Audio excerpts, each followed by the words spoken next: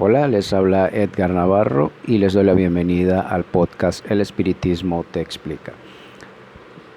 ¿Cómo se produce una posesión? Bien, en el podcast número 11 estuvimos hablando un poco sobre lo que eran las posesiones. En términos espíritas o dentro del espiritismo,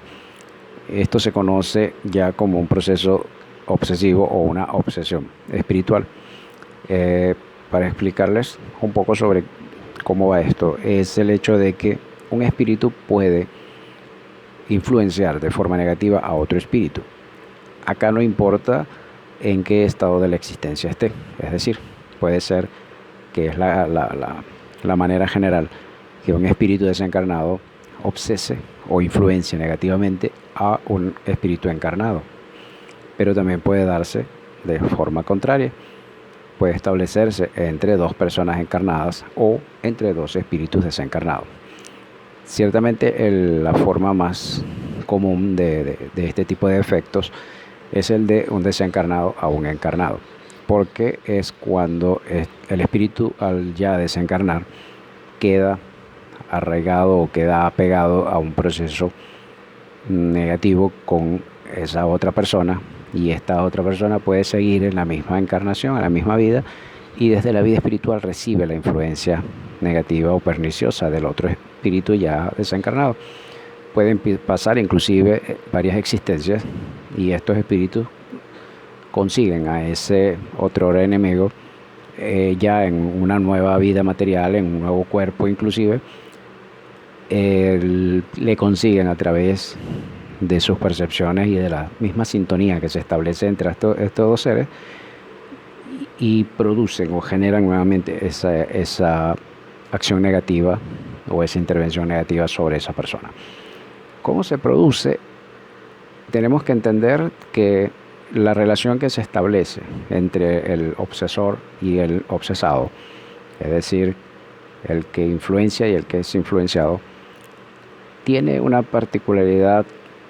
sobre lo que es la afinidad o la sintonía. Es decir, entre esos espíritus en donde se establece esta influencia negativa, tiene que haber un lazo conectivo que muchas veces puede ser experiencias pasadas,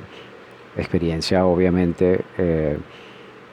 digamos, conflictivas entre estos dos, pero también tiene que haber un lazo de afinidad, es decir, que ambos vibren a nivel de pensamiento en ese mismo estado, y allí se consiguen y allí puede ese espíritu influenciar a quien desee. Entonces implica esto de que cuando nosotros estamos en otro estado mental, es decir, obramos y trabajamos hacia el bien, nos mantenemos en oración, protegiéndonos de cualquier tipo de acercamiento espiritual, justamente llevamos una vida positiva en todo caso, es difícil, no digo imposible, pero sí es difícil que se establezca un patrón de obsesión con respecto a un desencarnado que quiera influenciarnos negativamente. Y esto es porque no va a conseguir en ninguna parte de nuestra mente, de nuestra conducta, un lazo al cual asirse, un vínculo al cual conectarse, y por ello no se establece la relación, en este caso, perniciosa. En el caso de la doctrina espírita, nosotros dividimos la obsesión en obsesión simple, es decir, un simple acercamiento, un espíritu se afinó a nosotros en la calle, en una casa, en un lugar donde nosotros estuvimos, se conecta a nosotros sin ánimos de dañarnos, pero su estado espiritual, su estado mental, puede generar sobre nosotros cierta perturbación o cierto malestar. Ya viene luego la fascinación, en donde ese espíritu nos empieza a influenciar mentalmente, en donde recibimos esos pensamientos como propios y nos van de alguna forma influenciando o movilizándonos a través de su mente, hasta llevarnos a una condición de perturbación. Tenemos la subyugación, es ya cuando un espíritu verdaderamente influencia nuestro estado mental al punto de que prácticamente obedecemos sus emisiones mentales, nos dirigen constantemente y también amaina nuestra condición de producción de fluido vital, porque este tipo de relaciones nos hacen bajar mucho de vibración y consumimos mucha energía espiritual, en este caso, puedo llamarla de alguna forma, pero es esa energía de vida que tenemos se empieza a opacar y podemos incluso enfermarnos físicamente. Ya el caso de la posesión, que es el menos común, es cuando este espíritu controla verdaderamente ya todas nuestras condiciones espirituales. El lazo entre el espíritu desencarnado y el encarnado se establece a través del periespíritu. Es esta amalgama, este recubrimiento que tiene el espíritu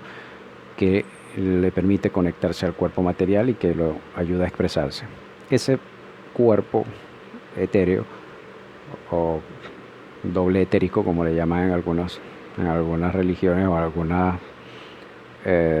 doctrinas, establece un contacto a través de los centros de fuerza hacia los plexos del cuerpo físico. Es decir,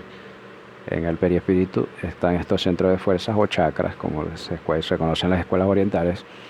y en esos centros de fuerza establece la relación directa hacia el cuerpo orgánico, que vienen siendo a través de los plexos, que son los centros nerviosos. Cuando el espíritu obsesor establece el vínculo con el encarnado, se usa de su periespíritu y establece allí las conexiones. Ahí es donde empieza esa relación simbiótica,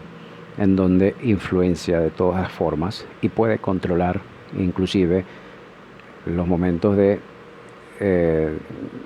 acción material, es decir, movimientos, voces, gritos, y vemos en los casos ya de posesiones típicas que podemos ver en grabaciones de hechos reales o de películas en donde emiten sonidos, se modifican los rostros, se contorsionan, etc. Este tipo de influencia obviamente no es tan dramática como en las películas, pero sí se genera una modificación externa porque la influencia de este espíritu hace que nuestra fisionomía se cambie un poco, adaptándose incluso a la de él mismo, a ese espíritu, por esta misma conexión profunda que hay. Y lo cierto es de que estas conexiones no son permanentes, es decir, hay abscesos, hay momentos en que hay una intervención de este espíritu, nos mantiene en ese estado de posesión o de subyugación profunda, y al momento ya debe cortarse. Y esto es porque las mismas leyes divinas impiden que suceda una prolongación de esa intervención espiritual, y se hace a través de momentos alternos en lo que está la conciencia activa de la persona normal, y de pronto empieza la influencia espiritual. Es básicamente como una comunicación mediúmnica mal llevada, por decirlo de alguna forma, pero sí se establece ese patrón. La intervención o la asistencia siempre parte desde ambos lados de la vida, bien sea desde equipos especializados en la vida espiritual para asistir a estos procesos de obsesión profunda, y en la parte material sí también deben haber personas preparadas para tratar con estos espíritus. Ya hablamos un poco de que la forma de que muchos llevan este proceso que es denominado exorcismo o liberación, etc., lo hacen generalmente reprendiendo, insultando, ordenando, digamos, haciendo una expulsión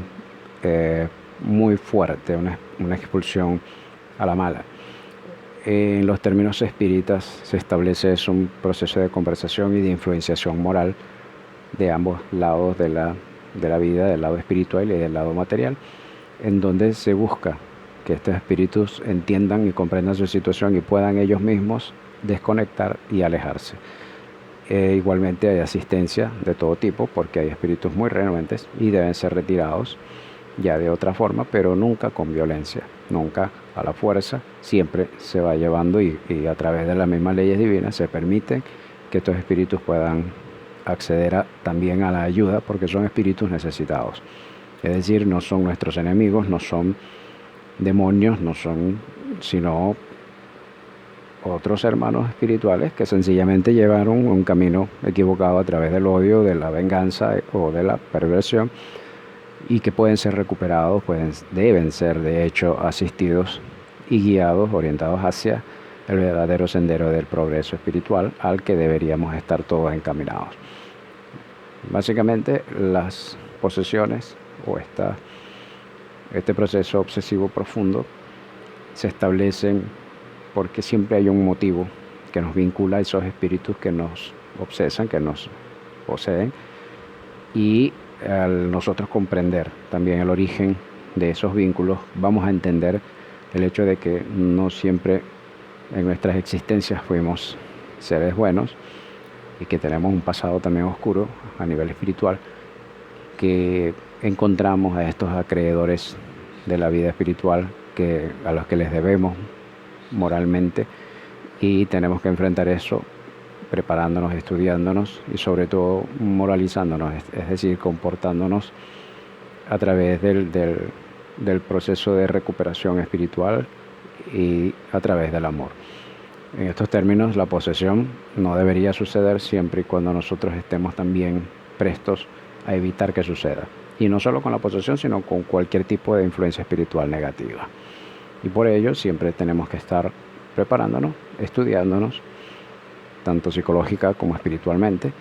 para establecer nuestro estado mental y nuestro estado moral, y así seguir adelante en nuestro camino hacia el perfeccionamiento.